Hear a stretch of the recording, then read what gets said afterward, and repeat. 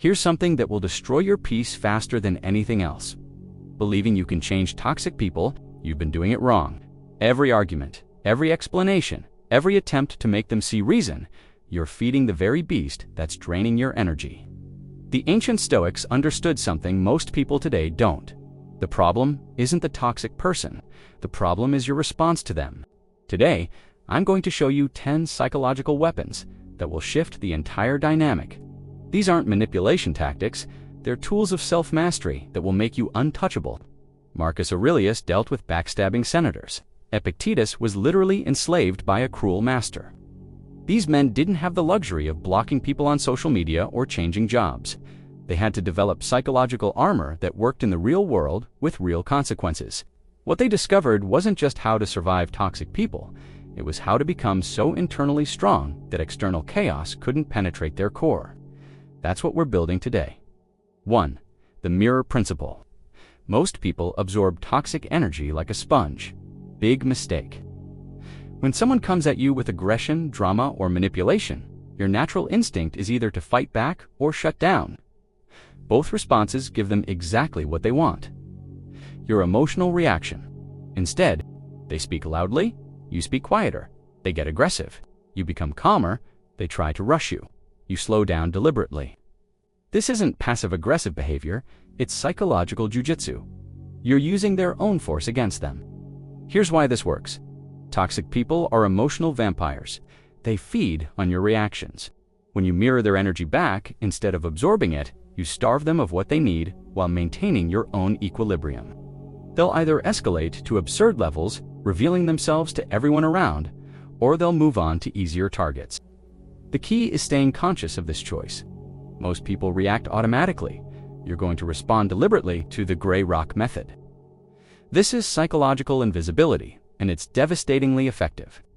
Toxic people are drawn to emotional intensity like moths to flame. They want drama, reaction, conflict. So you become the opposite. Boring, predictable, uninteresting. Not rude, not hostile, just ... bland. When they try to provoke you, respond with facts instead of emotions. Okay, I understand. That's one way to see it. Keep your voice flat, your body language neutral. Don't give them anything to grab onto. This isn't about becoming a doormat. This is strategic emotional withdrawal. You're protecting your energy by refusing to engage in their game. The beautiful part, they'll usually move on to someone who gives them the drama they crave. Remember, you don't owe anyone access to your emotional world, especially not people who would use it against you. 3. The Stoics' secret. Here's what Epictetus knew that you don't. Other people's behavior is not your problem. Your response to their behavior is the only thing that matters. You cannot control if someone lies to you.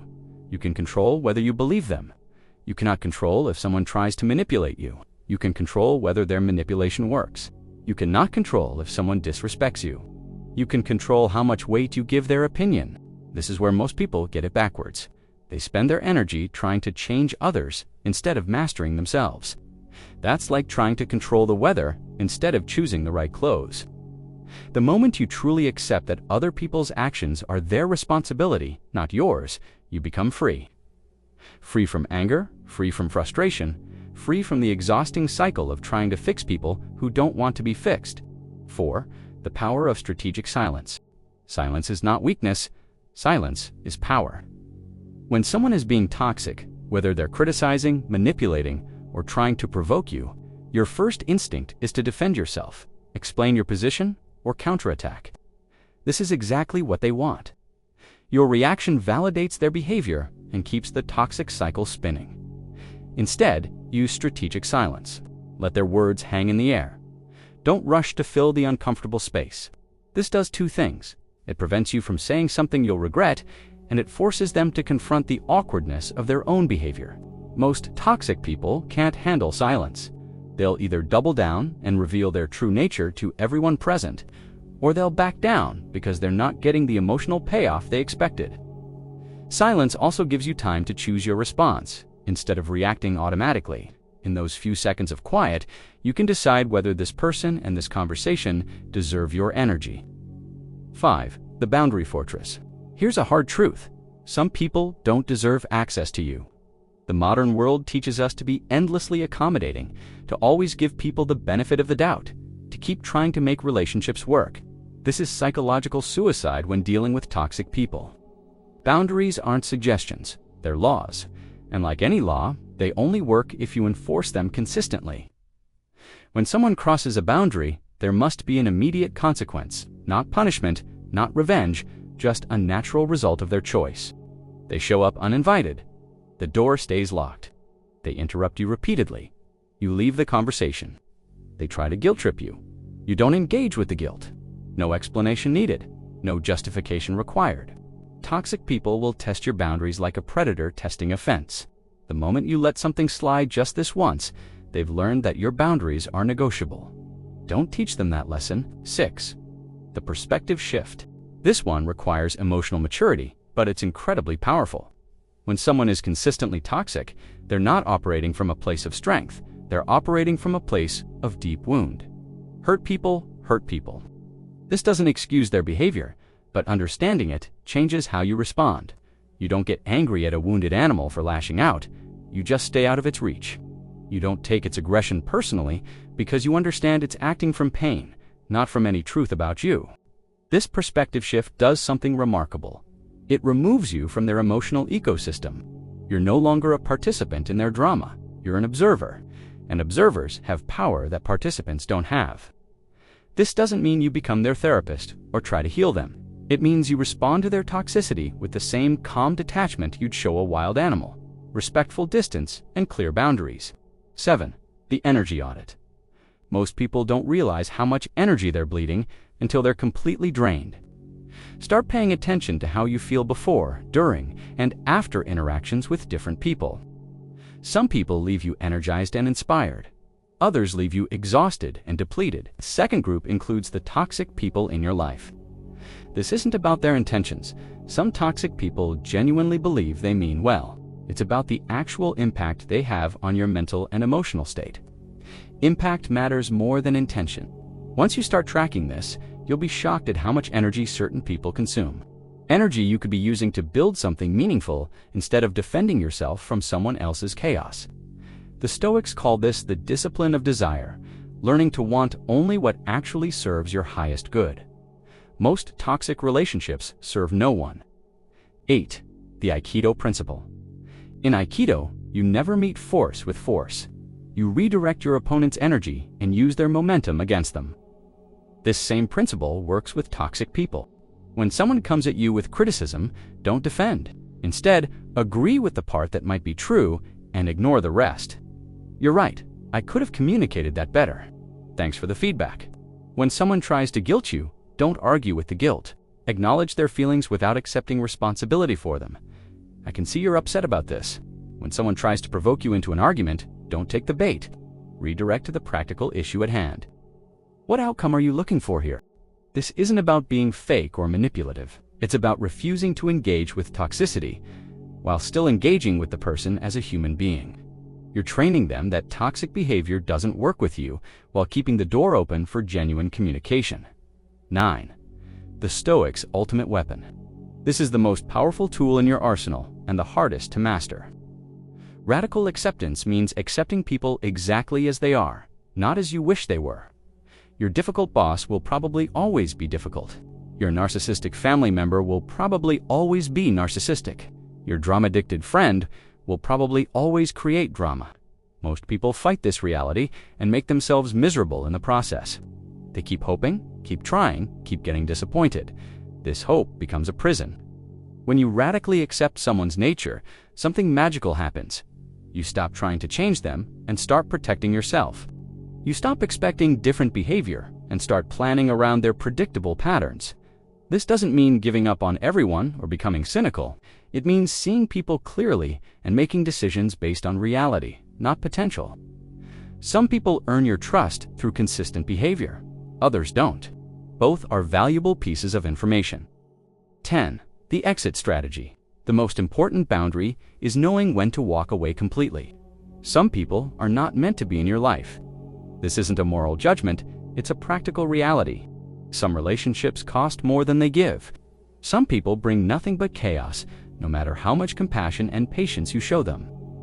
The Stoics were clear about this.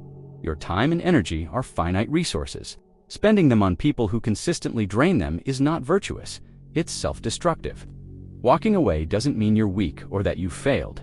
It means you value your peace more than their approval. It means you understand that not every battle is worth fighting. Sometimes the most powerful thing you can do is simply leave. No explanation, no final argument, no attempt to make them understand. Just a quiet, dignified exit from a situation that no longer serves anyone. Here's what's really happening when you implement these strategies. You're breaking a psychological contract that you never consciously agreed to. Most toxic relationships operate on an unspoken agreement. They provide drama, chaos, and emotional intensity. You provide reaction, attention, and energy. It's a sick but stable system. When you stop participating in this contract, the toxic person will usually escalate their behavior first. This is called an extinction burst in psychology. When a behavior stops working, it gets more intense before it disappears. Expect this. When you start implementing these strategies, toxic people will push harder, manipulate more aggressively, and try new tactics to get their old reactions from you. This is actually a sign that you're doing it right. Your job is to stay consistent through this testing phase. They're trying to train you to go back to the old dynamic. Don't let them. But here's the deeper truth. Dealing with toxic people is ultimately about dealing with yourself. Why do you allow certain people to drain your energy? Why do you feel responsible for others' emotions? Why do you keep engaging with people who consistently treat you poorly? Usually, it's because of some story you're telling yourself. Maybe you believe you're supposed to help everyone. Maybe you think setting boundaries makes you selfish. Maybe you're afraid of being alone. Maybe you're addicted to the drama yourself. The external work, implementing these strategies, only works if you're also doing the internal work of examining why you attracted or tolerated toxicity in the first place. This isn't about blame. It's about understanding your own patterns so you can change them. The goal isn't just to deal with toxic people better. It's to become the kind of person who doesn't attract or tolerate toxicity in the first place. When you master these principles, something profound shifts. You stop being reactive and become responsive. You stop being a victim of other people's emotional states and become the captain of your own ship. People will notice this change. Some will respect it and improve their behavior around you. Others will reveal their true nature and remove themselves from your life. Both outcomes serve you. You'll find that you have more energy for the people and activities that actually matter. Your stress levels will drop, your self-respect will increase. You'll sleep better knowing you're not carrying other people's emotional baggage. This isn't about becoming cold or uncaring. It's about becoming discerning. It's about understanding that your emotional well-being is not a charity that you owe to everyone who demands it. Here's the paradox that the ancient Stoics understood. The more you try to control others, the less control you actually have. The more you focus on controlling yourself, the more influence you naturally develop. When you're not reactive, people can't push your buttons because you've disconnected the buttons. When you're not desperate for approval, people value your opinion more. When you're not afraid of being alone, you attract healthier relationships. This internal strength, this unshakable center, is what the Stoics called the citadel of the self. It's a place inside you that no external force can touch. Building this citadel is the real work. These strategies aren't just techniques, they're a way of life. They require practice, patience, and commitment. You'll fail sometimes. You'll react instead of respond. You'll let your boundaries slip. That's human.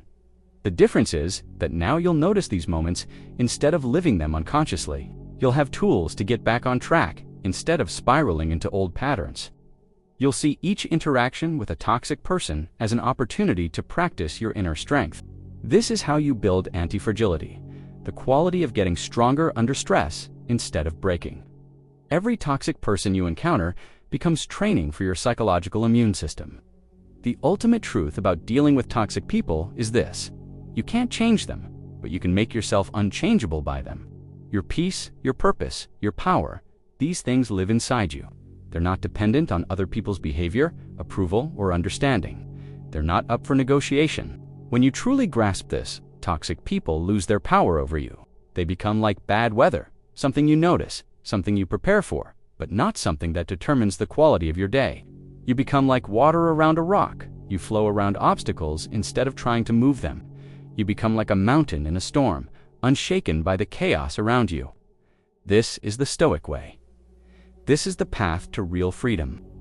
The next time someone tries to drag you into their emotional chaos, remember, you have a choice. You always have a choice. You can choose to engage or to observe. You can choose to absorb their energy or to protect your own.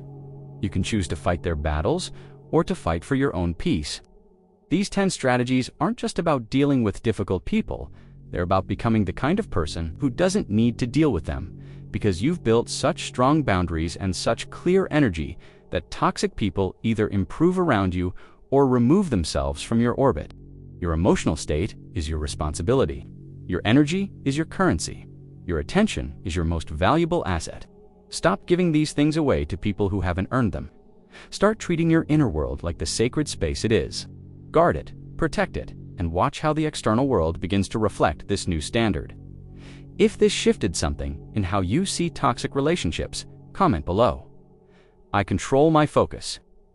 Let me know which strategy resonated most with you and share your own experiences with setting boundaries.